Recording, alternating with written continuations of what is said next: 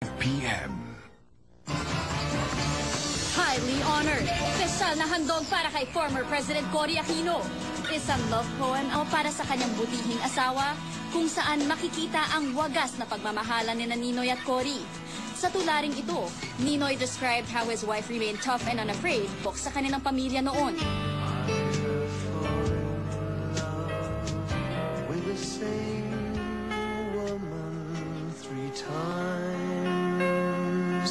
At noong 1989, ginawa itong kanta ng batikang singer-composer na si Jose Mari Chan entitled I Have Fallen in Love with the Same Woman 3 Times.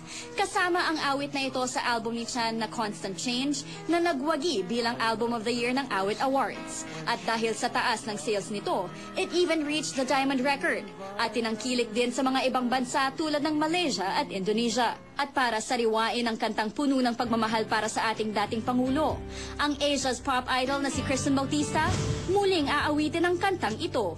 I have fallen in love with the same woman 3 times. This is actually Jose Mari Chan's song. Pinagawan lang ako ng bagong version siguro for this generation. And so for that to happen, napakalaking honor talaga. So, I'm just an instrument ng past na great song na met up with him the other day. And sabi ko nga sa kanya na, first sabi ko, Sir, can I give you a hug because you let me sing this. And ang sabi nga niya, it's one way of perpetuating yung mga his songs, or this song to this generation, and I'm just glad na napili ako. Cory, I really hope that you get well soon.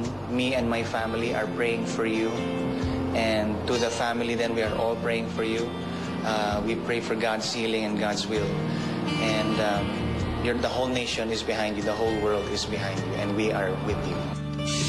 On behalf of Christian, maraming salamat. Good luck. Kakantahan rin kaya ni Christian si Kiril ng love song. Ngayon pang nakamubo na raw si Kiril kay Dingdong Dantes. Ayos lang kay Kiril na napabisita si Dingdong sa ABS-CBN. Pruwebang high on happiness ang singer at actress. Now na. At the highest state of moving on, Kiril, deadma sa pagpunta ni Dingdong Dantes sa ABS-CBN. Nang nagtungo si Dingdong Dantes sa ABS-CBN compound para mag-taping, matatandaang ito ang naging pahayag ng aktor nang tanungin siya kung ano ang sasabihin niya sa kanyang ex-girlfriend na si Kiril sakaling magkasalubong sila. Nice place you got here. Nice place you got here. Nice place you got here. Ano naman kaya ang reaksyon ni Kiril dito? Yan daw yan.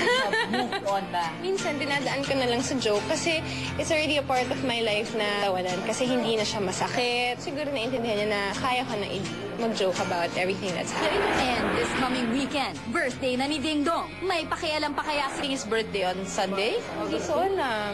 So you have plans of greeting him na or text? Pag nakita ko siya siguro. Gusto mo personal yung harapan? Hindi, kung sakali man. Sa mga nagiging sagot ni Kiril sa SNN, it's very obvious, get everything that reminds her of the past. You look happy now. Oo naman.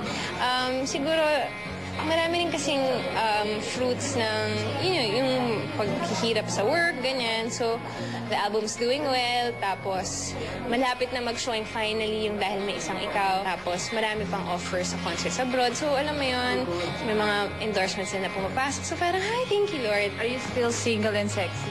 Yes. I hope. In a relationship? In a relationship, di na uso. Basta wag complicated.